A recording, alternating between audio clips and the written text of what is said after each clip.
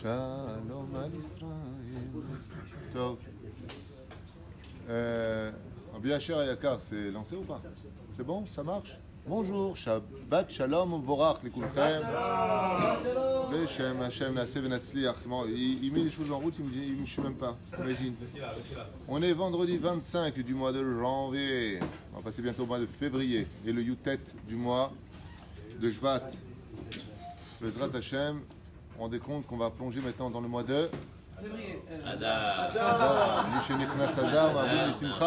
Adar, c'est dans 11 jours. Et qui dit le mois de Adar dit le mois de Nissan. Pessah. Voilà, Pessah. Rasra. Toda Rabba pour tous ceux qui nous soutiennent. Les noms sont nombreux, mais je parle de ceux de PayPal pour l'instant. Olivier Hayat, Hashem Shroya Hayou, Daniel Billard des États-Unis, qu'on embrasse très fort, tout le temps à nous soutenir, tout le temps avec nous. Amen. Michael, Zouari Ayakar, Hashem Vrechotra, Esther Ochayon, fidèle, et tous les autres. Fouach Lema pour tous les malades d'Israël, Bichlalam et Hashem Atov. C'est bizarre que les noms comme ça, ils disparaissent, ils remontent, ils disparaissent. Gisèle Brachabat. Rachel, en tout cas, toi, tu t'en es bien souvenu, on peut dire. Voilà, c'est le mot Etan qui ne me montait pas ce matin. Etan Moshe Chaim Ben. Carole Chana. Oufren Moratimi Akdusha Bateora. Sarah Taleb Batifrat Myriam Ekara. Oufren Chaya Bat Myriam. Vekol Chole Israël. Ilou Nishmat Kol Mete Israël. Qu'est-ce que tu voulais dire? Ah, pour ta belle-mère, elle est enterrée hier, donc Madeleine Kamra. Madeleine Kamra. Bat Esther. Wow, j'aime ta nahana bigana Aiden Elion. Amen. רפואה שלמה של יהודה בן נונה, רפואה שלמה של יהודה בן אליהו היקר, של, איך קוראים לה? רות בת שרה, כל עם ישראל. À votre réussite à tous, בעזרת השם. כי חוכמתכם ובינתכם, כתוב בפרשת שבוע על יתרו. מה הקשר? כי חוכמתכם ובינתכם. Dans le livre de Devarim, les Chachamim appellent la Torah et nous demandent d'étudier la Torah en nous disant: sachez que c'est la chose qui a le plus de valeur au monde. Il n'y a pas plus que ça. Talmud Torah keneged kulam, et l'étude de la Torah et contre toutes les autres. Ça veut dire quoi contre toutes les autres? C'est-à-dire que si on devait prendre une balance et mettre toutes les mitzvot de la Torah, l'étude de la Torah est la chose la plus importante, au point où quand les Chachamim nous disent que quand viendra la Géoula Sophite, le Melech HaMashiach, que nos yeux verront enfin, nos yeux verront la réalité, que nos oreilles, plus exactement, Vaishmaye trop, entendront la réalité. Eh bien, dans la Gemara, y compris que, comme les Parshanim, les commentateurs nous disent que à cette époque-là, il y aura de l'argent en shefa, il y aura les pierres de Jérusalem, les cailloux de Jérusalem seront des diamants d'une valeur inestimable, et que nous, les enfants d'Israël, serons tellement conscients de la valeur de la Torah qu'on marchera dessus sans faire aucunement attention à tout cela, car on aura compris qui tovli Torah tpicha me'alfe zahav achasef. Plus importante est l'étude de la Torah que tout l'or et l'argent du monde, mais pour cela, il va falloir accomplir un acte, un geste, une situation à passer qui s'appelle la mort. Mazé Omer, ça veut dire que quand Dieu lance le geste d'accomplir l'ange de la mort qui vient chercher la Neshama et que le juif quitte son corps, c'est à ce moment-là qu'il voit la vraie valeur de la Torah et il hurle: qu'est-ce que j'ai fait à perdre mon temps pour un monde éphémère? Ça ne veut pas dire qu'on doit ne pas travailler, au contraire, nous sommes venus, nous sommes le peuple de la matérialité, travailler la matérialité pour l'élever vers Hachem, comme l'explique la Chassidoute ou le Maharal de Prague. C'est pas là qu'est la question. La question, c'est combien on aurait pu étudier la Torah, tous autant qu'on est, pour réaliser cela, pour arriver à cela. Alors bien entendu, l'étude de la Torah passe au-dessus de tout, ki chochmatrem ou binatrem, car elle est votre sagesse et votre intelligence.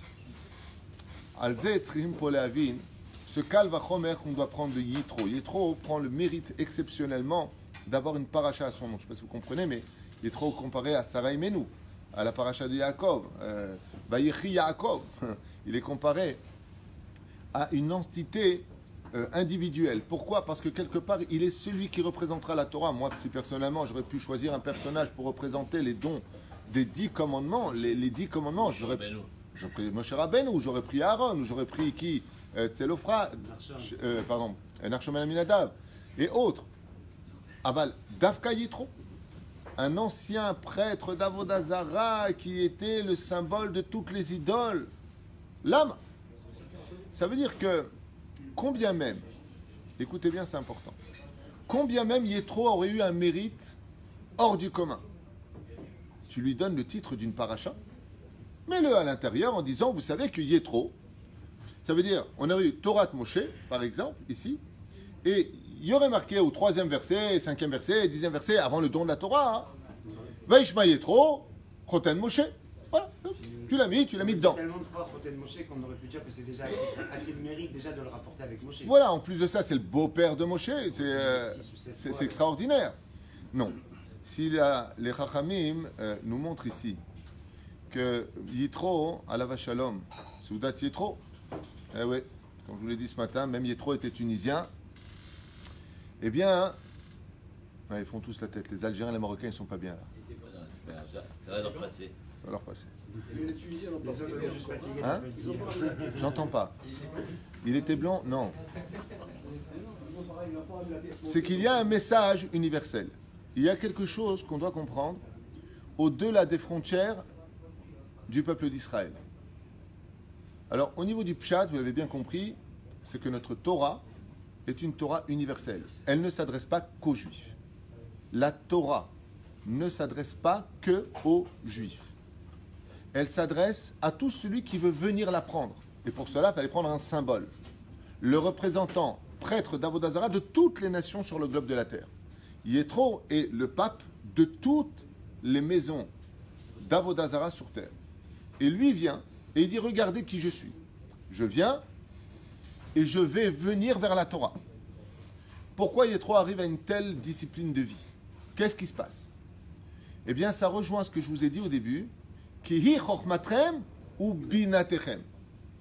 Si tu me dis que la Torah est ma sagesse, pourquoi tu me rajoutes qu'elle est mon intelligence? Ça veut dire que le mot chochma et le mot bina, bina vient du mot lehavin. J'ai besoin de comprendre la Torah. La chochma, c'est la sagesse de la Torah. Comment se traduirait au niveau des synonymes par rapport à Yétro? Il y a deux façons d'approcher le Créateur du monde. Et pour ces deux façons, il va falloir comprendre que nous aurons aussi du respect pour les deux, contre toute attente. Ce matin, on a lu dans le Shulchan Aruch le respect et la bénédiction. Si on voyait un grand en Torah, qu'est-ce qu'on dit? Vous vous rappelez ce qu'on a vu? Baruch ata Hashem Elokeinu melech haolam shechalak michochmato lire'av. Ça veut dire que si on voit un très grand Talmid Chacham, Mouv'a, connu, comme le Rav Mordechai Eliyahu alav shalom, le Rav, comment il s'appelle, Ovadia Yosef Zatzal, tous les Gdolim de cette génération qui étaient encore vivants à notre époque. Comme vous avez le Rav Kanievski ou le Rav Steinman qui nous a quittés il n'y a pas longtemps. Si on tombait sur eux, une fois tous les 30 jours, pas plus, selon la halacha, on s'arrête et on dit Baruch ata Hashem Elokeinu melech haolam Shehala, qui a pris un chelek, une partie, mi-chochmato de Dieu, l'ire'av. L'ire'av veut dire à ses amis, ou celui qui le craigne. L'ire'av. Pourquoi? Parce qu'il a de la Torah. Si maintenant je vais chez les goïms, qu'est-ce qu'on a vu ce matin?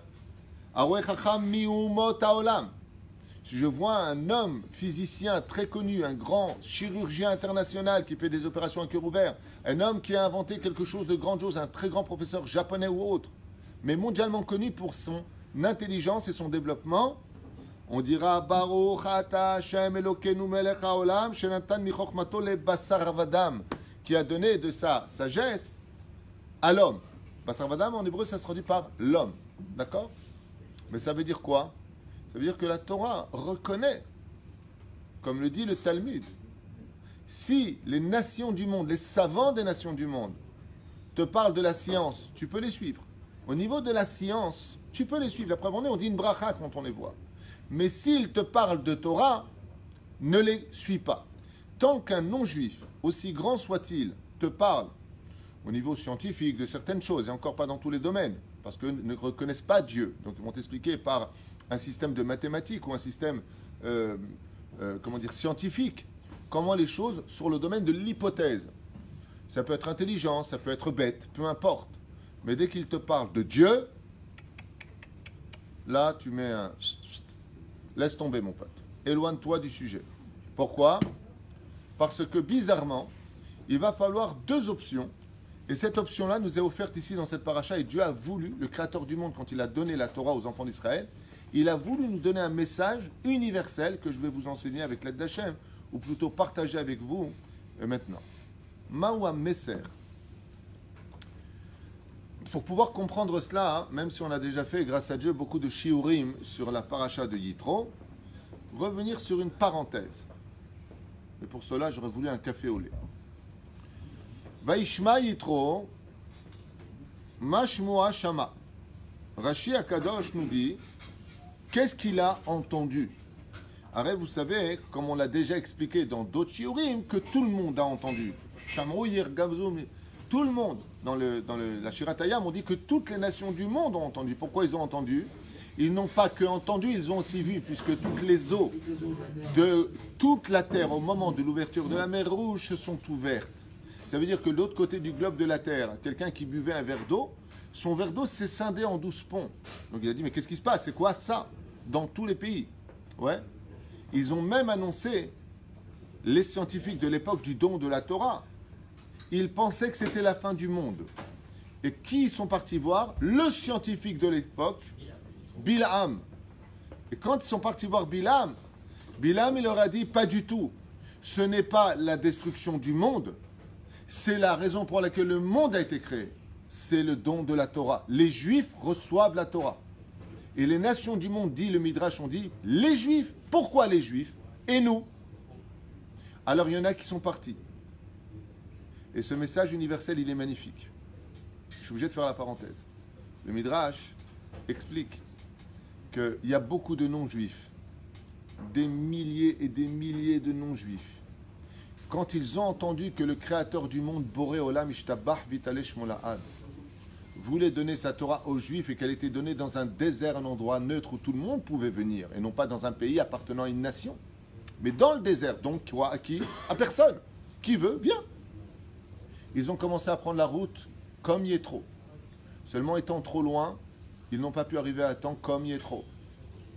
Et ainsi donc n'ont pas pu se convertir et sont retournés avec des larmes chez eux. Le Créateur du monde leur a dit, je laisserai cette paracha au nom de Yétro, pour que pour les 4000 années qui restent de réparation sur terre, vous ayez le temps de rejoindre la Torah au Har Sinaï dans la conversion. Donc Yétro restera le symbole de tous les convertis après lui. Asbon irait Arshav, le sujet qu'on a voulu développer. La Chokhma et la Bina. Parce que la Torah se symbolise par ces deux sphirotes qu'on appelle Chokhma et Bina. Ma'evdel Benehem. D'abord, chers amis, on va essayer de comprendre une chose essentielle dans le corps humain. Où se trouve la Bina? Dans quel membre se trouve? Bonne réponse de Baruch. La Bina se trouve dans le cœur. D'accord? Le Bina Liba. Bina Liba. Dans le cœur. On le dit dans le Patah Liaou. Le Zohar. Et la Chokhma, elle se trouve où? Dans la tête. Ça veut dire que la Torah appartient à deux dimensions. La pensée du cœur et la pensée de l'âme. C'est-à-dire la Neshama, le cerveau. On va traduire ça maintenant de façon différente. La Torah appartient à la Emouna, le cœur, et elle appartient à la Chokhma, la tête. Techef Navi.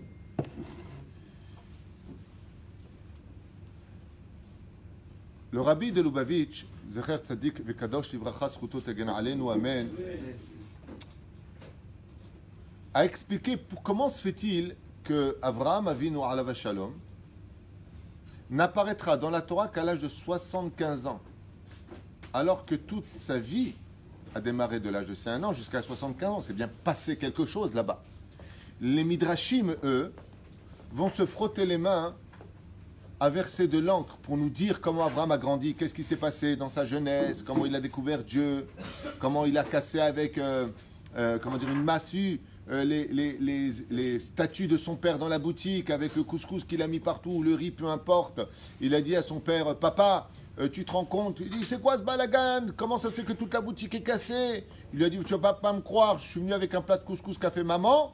Amtalai Bat Carnevo. Hein? Et alors? Il dit quoi? Il dit alors, qu'est-ce qui s'est passé? Il dit, la grande statue, elle a dit, c'est à moi. Nous aussi, ils se sont pétas. Ah, ils se sont battus. Alors la grande statue, elle a dit, c'est comme ça, elle a pris la masse et elle les a tous cassés.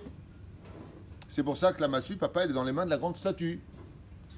Et Terach, le père d'Abraham, il lui dit, mais tu te moques. Depuis quand une statue, ça bouge, ça parle, ça pense? Il dit, papa, tu entends ce que tu viens de dire? Papa, tu entends ce que tu viens de dire? Tu reconnais que tu vends des dieux qui n'ont aucune valeur. C'est l'intellect d'Abraham, dit le rabbi de Lubavitch. Dieu, c'est le soleil. Tiens, il y a un nuage. Alors Dieu, c'est pas le nuage, c'est pas le soleil, puisque le nuage a été capable de couvrir le soleil, donc c'est le nuage. D'un coup, le vent, donc c'est le vent. Oh! Le rabbi Lubavitch, il explique que le peuple d'Israël ne peut pas s'investir de la Torah par le biais de l'intellect. Ce n'est pas notre chemin. C'est pour ça que quand Dieu nous a proposé la Torah dans Masechet Avodah Zarah, qu'est-ce qui a marqué là-bas, Bedavet Amud Bet? Qu'est-ce que vous voulez, vous les enfants d'Israël? Naase Venishma. Le symbole de notre peuple, c'est la Emouna, et seulement après, comprendre. J'explique. D'abord, tu rentres avec ton cœur, surtout pas l'intellect, parce que sinon, avec l'intellect, on ne va pas s'en sortir. En quoi je fais du mal à quelqu'un si j'allume la lumière le Shabbat? En quoi j'ai fait du mal si je fais Zera Levatala? En quoi je fais du mal si je dis des vérités sur un mec qui m'a fait du mal, et sur celui-là qui est un voleur, et sur celui-là qui est un menteur? En quoi je fais du mal? J'ai des vérités. Ça s'appelle du Lachon Hara, du mot Sichamra, tu n'as plus de monde futur. Oh! Donc pour pouvoir rentrer dans le monde de la Torah, il faut de la Emouna.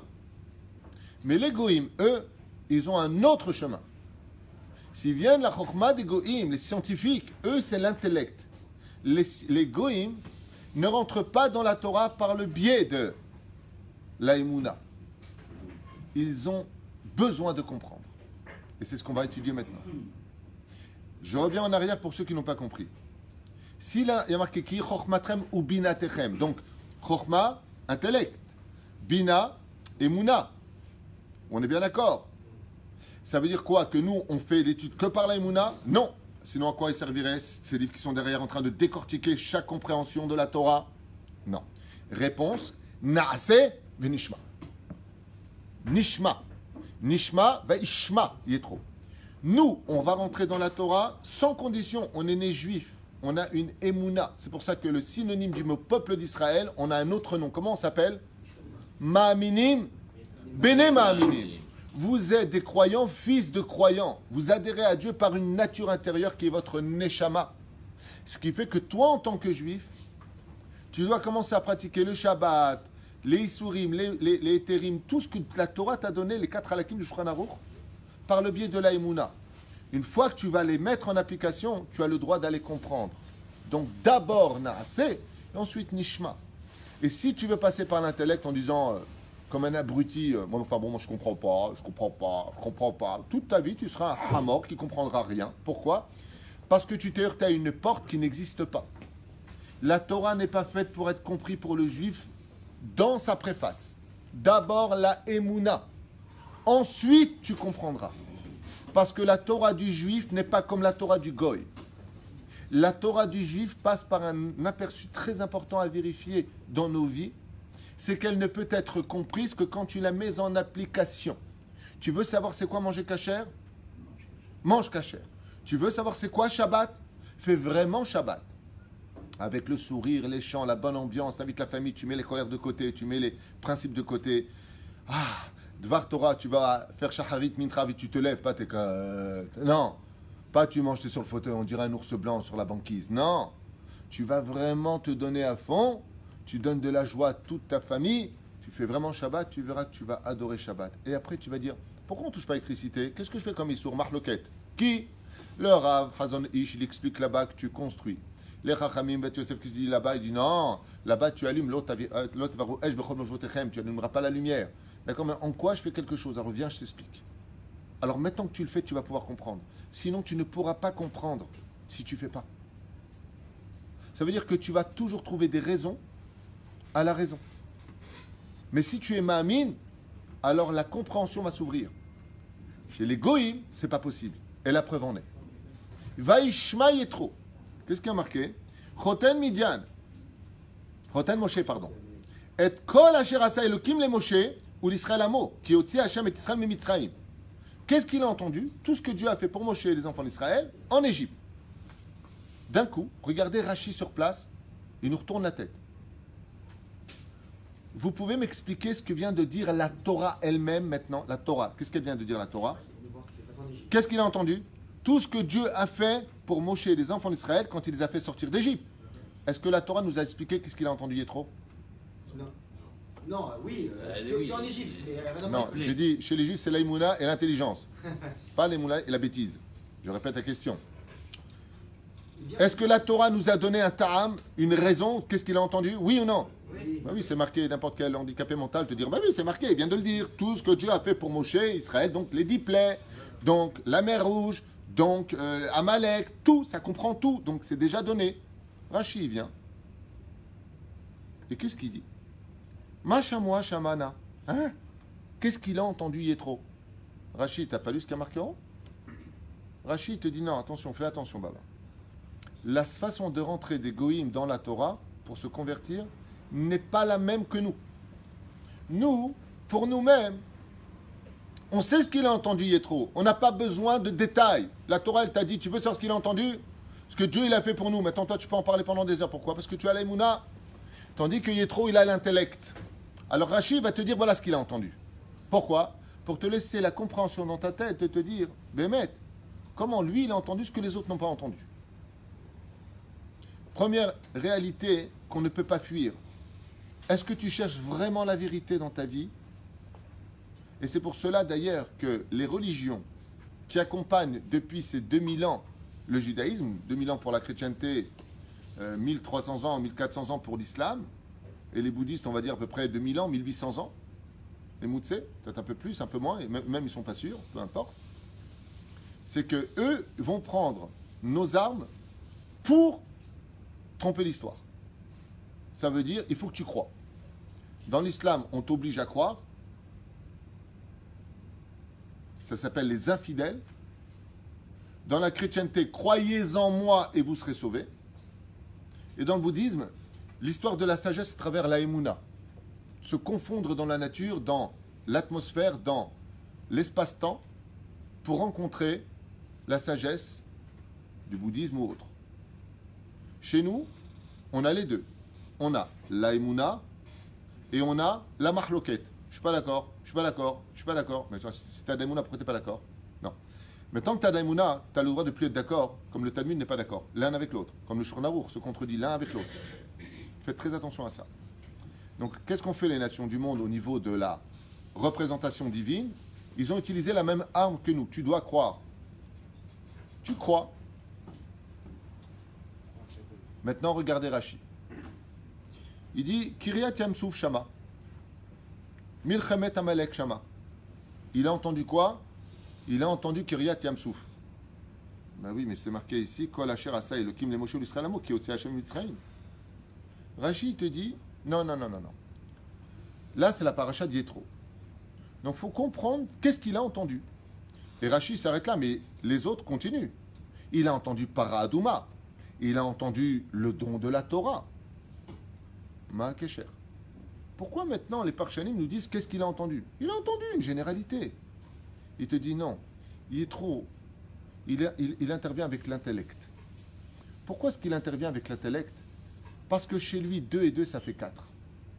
Comme tous les scientifiques d'Égypte. Quoi, c'est ça ton tour de magie, là, le sang, les grenouilles? Mais on peut le faire, nous aussi. Je vais t'expliquer comment on fait. Quand vous voyez des grands tours de magie comme ça sur YouTube, vous savez, ils ont fait des émissions maintenant. Voilà le tour, voilà l'explication du tour. Tu as honte quand tu vois comment ça se passe derrière dans la prestidigitation. Tu as honte. Hein? Vous savez, David Copperfield, par exemple, il prend 10 personnes, soi-disant dans un public de 2000, 3000 personnes. Ouais. Il leur dit, tiens, toi, et tu as 10 mecs qui montent. Il les met dans une boîte. Ouais. Ensuite, il fait un super tour de magie avec des couleurs, la musique, le temps qu'ils mettent le drap sur la boîte et le machin. Ça prend un peu de temps quand même. Et il fait des grands gestes de démagogie comme ça pour tromper les yeux. Abracadabruk, abracadabruk. Ouais. Et ensuite, vous n'allez pas me croire, à plus de 2 kilomètres, tu les vois sur une plateforme, ils sont comme ça. Ils ouvrent la boîte, ils ne sont plus là. En un instant, les 10 personnes se retrouvent à 2 kilomètres en train de faire waouh. Le problème, c'est qu'il y en a un qui s'est blessé. Et il a porté plainte contre David Copperfield. Et donc, pour expliquer ce qui s'est passé, ils ont dû dévoiler son tour de magie à 2 balles. Et donc, qu'est-ce qui se passe? Dès qu'il rentre, bien entendu, les 10 sur les 3000 personnes sont 10 copains à lui qui travaillent pour lui.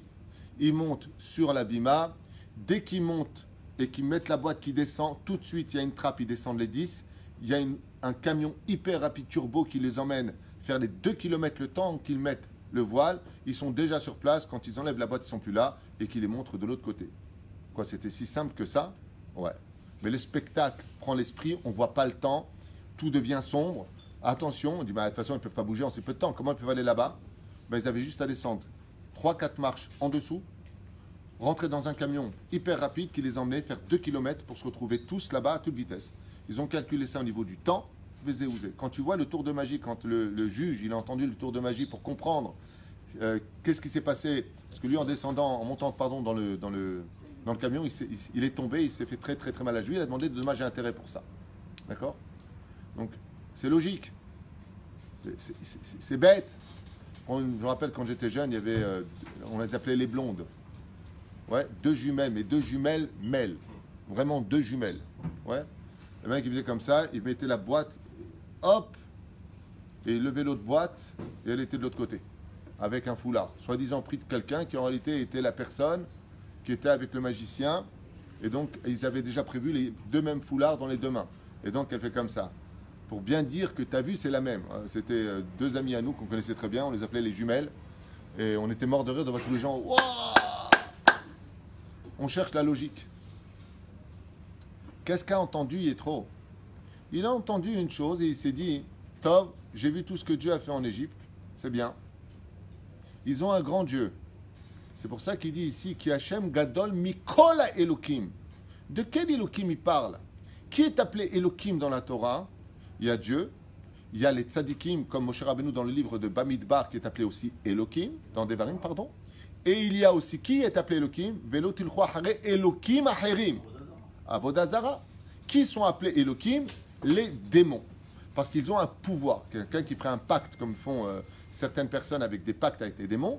Tout comme Dieu soigne, les démons peuvent te soigner. Tout comme Dieu te rend riche, ils peuvent te donner la richesse. C'est un pacte avec la Sitra Acharat. Car tout est Asa Hashem, tout est miroir dans ce monde. Tout ce qui existe dans le blanc existe dans le noir. Tout ce qui existe dans ce monde existe dans le monde d'en haut. Tout ce qui existe dans ce monde existe dans l'océan, sauf le renard et le rat. Ce sont les 2 seuls animaux que tu ne trouveras pas dans l'océan. Mais tout existe en parallèle. C'est ce qu'on appelle les mondes parallèles, le miroir. Comme quand tu marches, tu as une ombre qui te reflète. De la même façon, tout existe comme ça. Donc, qu'est-ce qu'il fait Yétro?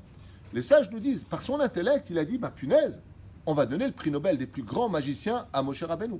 Il a été capable de faire des choses qu'on n'a pas été capable de faire. Donc, qu'est-ce que devient Moshe Rabbeinu aux yeux de Yitro à cette époque? Le doyen des magiciens. Bravo, Moshe. Seulement, on vient nous dire ici, waouh, temps mort, qu'est-ce qu'il y a?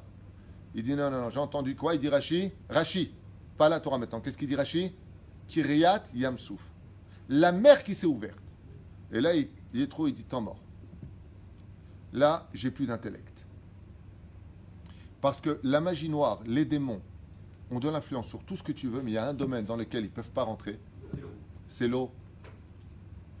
C'est l'eau. Alors tu vas me dire, oui, mais et la plaie du sang? Il y en a aussi, ils ont fait la plaie du sang, mais ce n'était pas du sang qu'ils ont envoyé. C'était des liquides rouges. Ah ouais. Seulement, qu'est-ce qui se passe ici? Quand Yitro, il entend que la mer elle-même, elle s'est ouverte, pas un peu d'eau. La mer et que toutes les eaux se sont ouvertes. Il dit, le problème qu'on a, c'est que maintenant, chers amis les scientifiques, vous les magiciens, vous les Khartoumé Mitzrayim, comment vous pouvez expliquer que Moshe a ouvert un océan? Et tu ne peux pas dire que c'est la marée haute ou la marée basse, parce que c'est marqué Miminam ou Mismolam. Nous sommes passés entre des murs d'eau, tandis que la marée haute, marée basse, c'est qu'un côté gauche ou un côté droit, ça dépend par où tu passes. Donc là, son intellect, il dit il y a un problème. Parce que d'abord, pour voir un océan, tu peux te lever de bonne heure. Mais ça ne peut pas venir des forces du mal. Qui gadol Hashem mikol Elokim. Car le Dieu d'Israël est plus grand que tous les démons de la terre.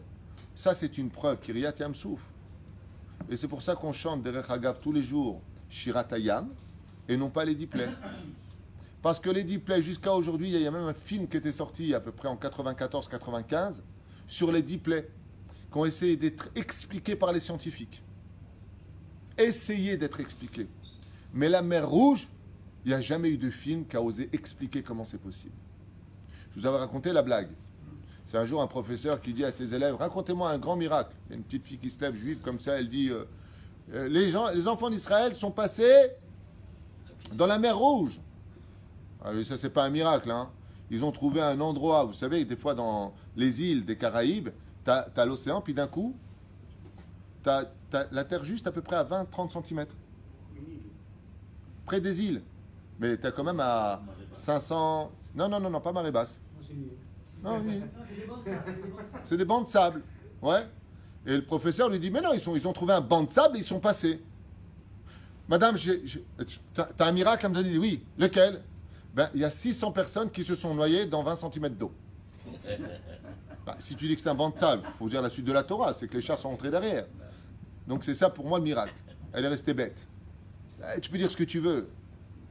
Il n'y a pas d'explication pour la mer Rouge. Et ça, Vaishma Yitro. Yitro, il vient avec l'intellect. Il dit, nous, est-ce que tu as... Maintenant, qui peut donner des réponses à Yitro? Personne. Bilam, lui, il est dans la mauvaise foi. Lui, il dit, Dieu donne la Torah. Il n'a pas besoin des Mouna parce qu'il sait que la Torah est vraie. Il sait que le peuple d'Israël est le peuple de Dieu. Il sait tout ça. Mais lui, il veut pas la vérité. Il faut cette condition, chercher la vérité sur terre. Le peuple du Hémet. Mais la reine, Yitro, vient de nous dire la Torah au nom de Rashi. Tu sais ce qu'il a entendu par son intellect à lui, parce qu'il n'a pas d'émouna. Il ne veut pas la émouna, je veux comprendre. Et c'est ce qui a marqué dans ma Masechet Avodah Zarah. Quand Dieu est venu donner la Torah aux Goïm, qu'est-ce qui a marqué? Qu'est-ce qu'ont répondu les Goïm? Ma katouf ba, qu'est-ce qui a marqué dedans? Je veux comprendre avant de te dire oui. Tandis que nous, on a répondu Naaseh Venishma. Donc les Goïm sont symboliques de quoi? D'intellect. Nous sommes symbolisés par quoi? D'émouna. Chez eux, ça se passe d'abord, je veux comprendre. Ensuite, j'y mets ma émouna, parce que je me rends compte que la Torah est trop grande, éternelle, omniprésente, omnisciente, tout ce que tu veux. Et nous, les Juifs, c'est d'abord la émouna, et après, va en yeshiva comprendre. Zaevdel. Donc, première explication, pourquoi la mer Rouge, nous dit Rashi ici? Je vais te dire pourquoi. Parce que là, il n'y a plus d'explication plausible, scientifique, mathématique. C'est que Dieu. Il a entendu Amalek. Pourquoi il a entendu Amalek? Machal et Ma'adavar Domé. Amalek est un peuple qui nous haït, qui nous déclare la guerre à tout moment, particulièrement pour une mitzvah.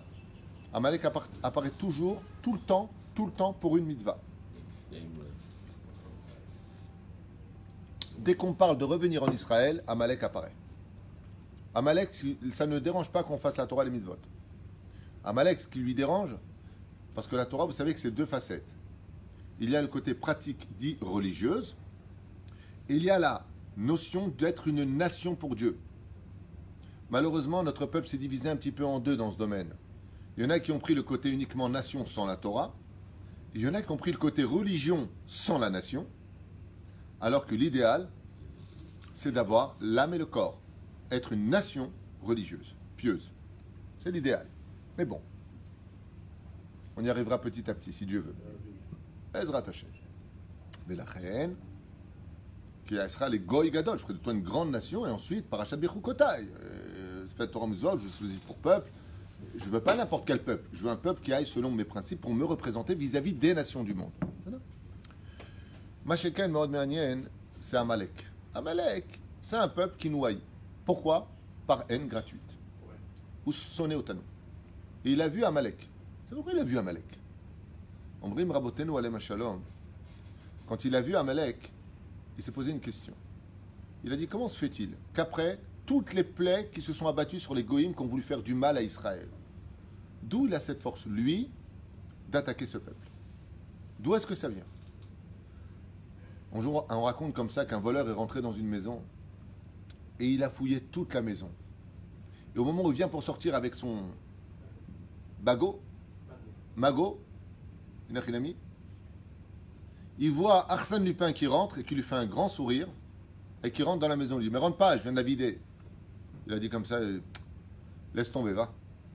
Il rentre à l'intérieur. L'autre, il pose son magot et il lui dit, attends, si moi je pense avoir tout vidé et que toi tu rentres dedans, machma qu'il y a des pièces secrètes que je n'ai pas trouvées. C'est ce qu'il dit Yétro. Il dit, je comprends pas. Les 4 nations qui ont assujetti Israël étaient en Égypte. L'Égypte a utilisé le peuple d'Israël, esclavage matin, midi et soir. Ouais. Ce peuple s'en va. Si Pharaon, le grand gourou qu'il était, laisse partir ce peuple, comment toi tu oses attaquer ce peuple alors qu'on verra que même 40 ans plus tard, Racha va dire, on tremble tous du peuple d'Israël. C'est que toi, Amalek, tu as vu quelque chose en ce peuple qu'on nous encore on n'a pas vu. Ce qui donc moi, Yétro, au niveau de mon intellect, me dit, attends, je suis obligé de retourner dans l'histoire de ce peuple. Je voudrais rentrer dans l'histoire de ce peuple. C'est qu'apparemment, il y a des pièces cachées dans l'histoire du peuple d'Israël que Pharaon n'a pas vu, que les nations n'ont pas vu, mais que vous, Amalek, vous avez vu. Comment vous pouvez attaquer une nation alors qu'une nuée de gloire le jour, une nuée de feu la nuit les protège? Vous savez que vous allez droit vers un mur. Vous allez dans un mur. C'est que vous avez vu quelque chose que moi je n'ai pas vu. Mais pour cela, il faut rentrer dans l'intériorité du peuple d'Israël. Ce qui va donc être la raison pour laquelle il va rentrer. Deuxième explication, qu'est-ce qu'a vu Yétro chez Amalek? Pachout Andrim Chazal. Tu veux savoir ce qu'ils ont vu là-bas? Je te dis.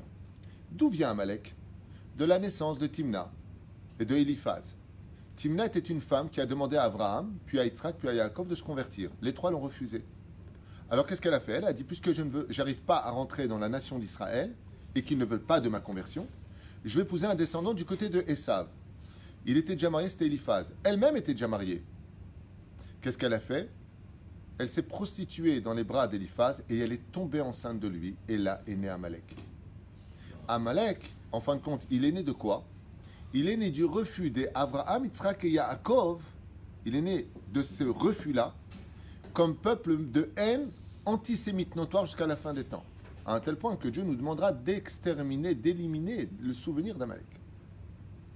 Yétro dit, c'est mon occasion pour moi. Je sais que vous, les Juifs, vous êtes Relek et Lokamimal. Vous avez une âme spéciale. Il n'y a pas de problème. Alors, j'ai entendu Amalek. Et c'est pourquoi j'ai entendu Amalek. Quand il vient vers Moshe, il lui dit, Moshe, tu sais pourquoi je suis là?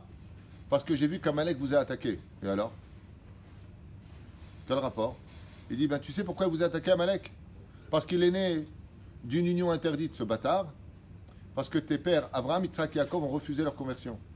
Donc je te donne juste un conseil. Ne me refuse pas qu'on me convertisse de peur que sorte de moi un deuxième Amalek. Ne commets pas la même erreur qu'Abraham, Yitzhak et Yaakov. Vaishma Amalek. Utilisez l'intellect de telle façon de lui faire des kalvachomer. On a parlé de para adouma. Pourquoi tu as besoin de me dire qu'il a vu la vache rousse? Parce qu'il est évident que quand un homme trahit sa femme, lo alenu velo alechem, une fois, 2 fois, 3 fois, combien une femme peut pardonner un tel acte? Comment? On se sent serpillière, on se sent quoi? Comment tu peux me tromper, dit Hachem, avec de l'avodazara, des statues? Comment tu peux me tromper pour ça? Dans l'intellect d'une personne, si vous avez un ouvrier qui vous vole de l'argent une fois, vous lui pardonnez?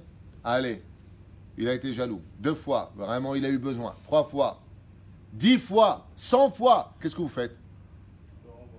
Et il demande à revenir, qu'est-ce que tu lui dis? Non. Tout le monde te dira non.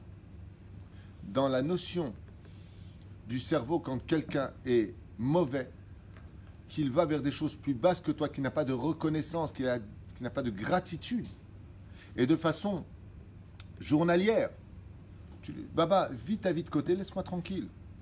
Mais qu'est-ce qu'il a entendu? Para Adouma, la vache rousse, qui est venu réparer quoi? La faute du Vaudor. Et regardez bien ce qu'il comprend. Il dit quoi? Dieu, il vous donne la Torah. Et dans la paracha de Kitissa, vous faites de l'avodazara, vous vénérez un Vaudor.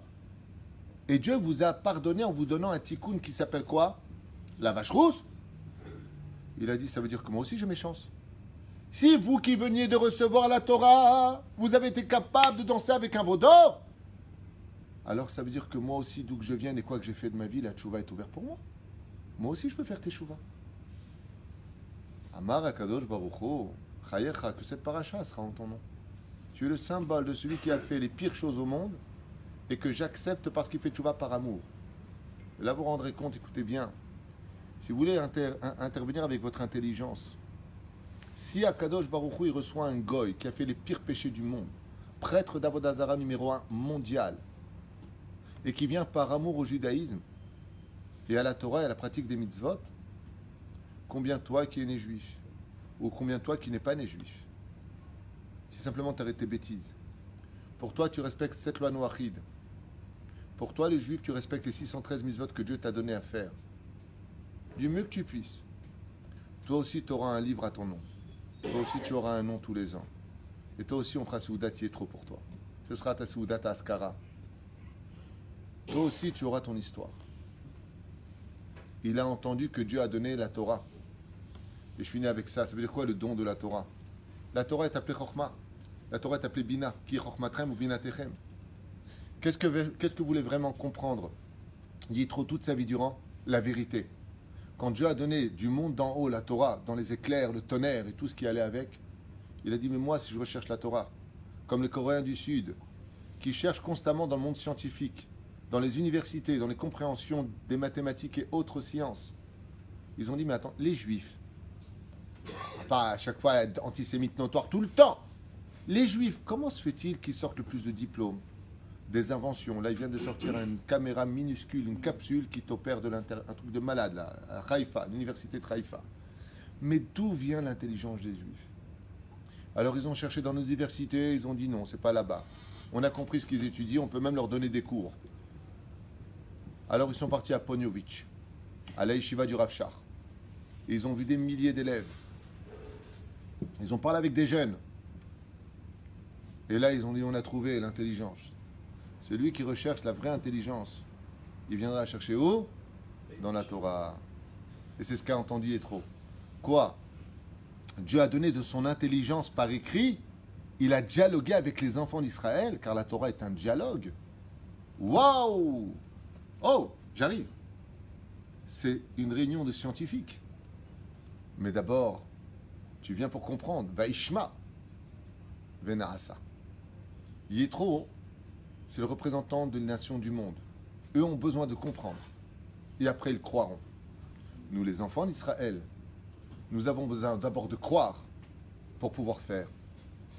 Bezrat Hashem, nos études dans la compréhension et le respect de la Torah. Zeperu Shadava pour la paracha de Yitro, une parenthèse entre la Chokhmah et la Bina. Shabbat Shalom.